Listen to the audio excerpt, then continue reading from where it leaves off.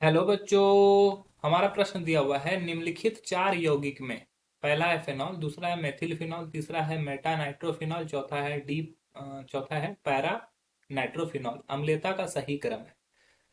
कौन ज्यादा अम्लीय होगा? D C A B, C D A B, A D C B, B A C D.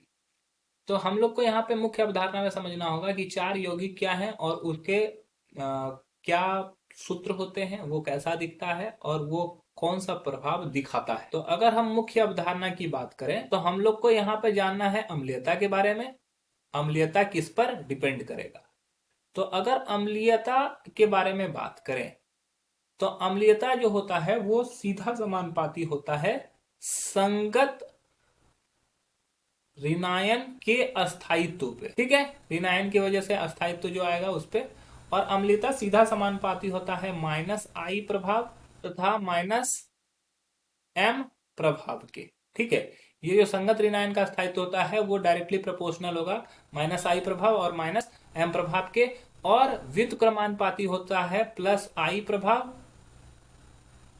तथा plus M प्रभाव के। ठीक है, तो अगर हम लोग यहां पर देखें, पहला क्या है? फिनॉल।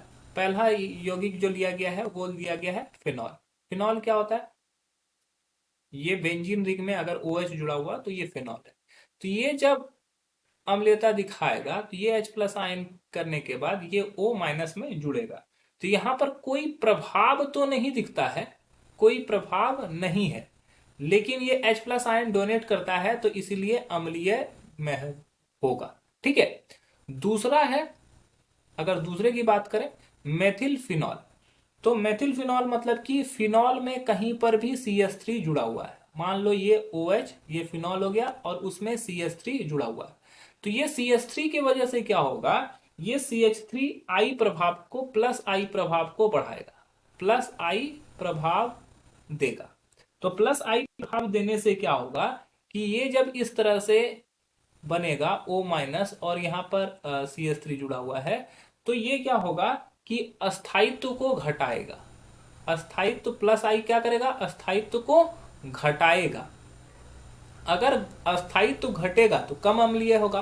तो अगर ऑप्शन ए और बी में बात किया है तो ज्यादा अम्लीय कौन होगा? ऑप्शन ए ज्यादा अम्लीय है। मतलब कि ए जो होगा वो बी से अधिक अम्लीय होगा। अब ऑप्शन सी में क्या दिया हुआ है? Meta nitrophenol.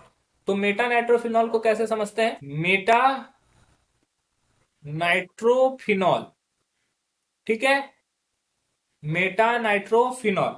तो मेटा पोजीशन पर अगर जुड़ा हुआ हो नाइट्रो, ये हो गया फिनॉल, और मेटा पोजीशन ये होता है। मेटा पोजीशन पर अगर नाइट्रो जुड़ा हुआ हो तो ये क्या करेगा?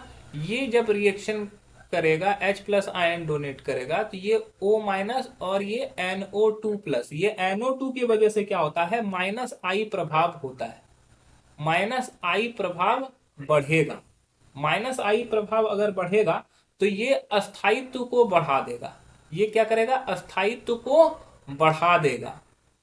तो अगर अस्थायित्व बढ़ेगा तो ये अधिक अम्लीय होगा। उसके बाद होता है पैरा नाइट्रोफिनॉल।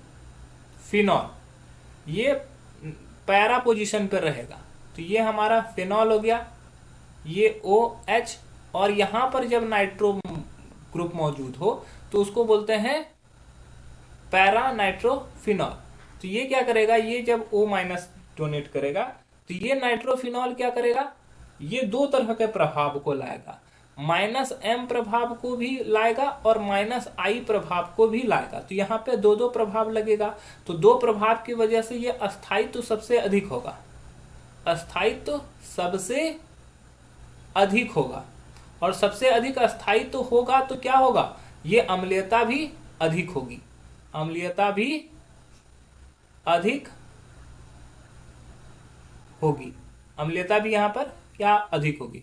तो हमें जो क्रम जानना है तो हमको बढ़ते क्रम में लिखना है। तो सबसे अधिक जो होगा वो पैरानाइट्रोफिनॉल जो है सबसे अधिक अम्लीय है।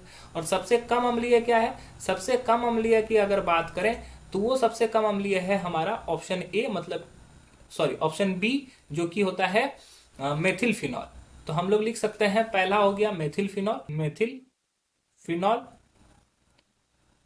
मतलब कि मेथिल फिनॉल हमारा ऑप्शन बी में था। फिर हमारा हो जाता है फिनॉल, कोई प्रभाव यहां पे नहीं आता है, जो कि ऑप्शन ए में है। फिर हमारा हो जाता है मेटा नाइट्रोफिनॉल, मेटा नाइट्रोफिनॉल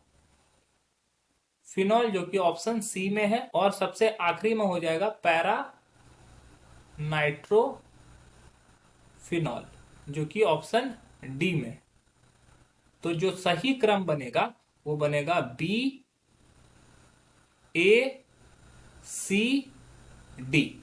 तो इस क्रम में अगर कोई भी उत्तर होगा तो वो सही होगा। तो ये हो जाएगा B A C D, option D जो होगा हमारा सही उत्तर हो जाएगा। ये बढ़ते क्रम में हमें बोला है, तो बढ़ते क्रम में हो जाएगा B A C D. B A C D ये सबसे अधिक अम्लीय है और ये सबसे कम अम्लीय है। आशा है कि ये आपको समझ में आया होगा। धन्यवाद।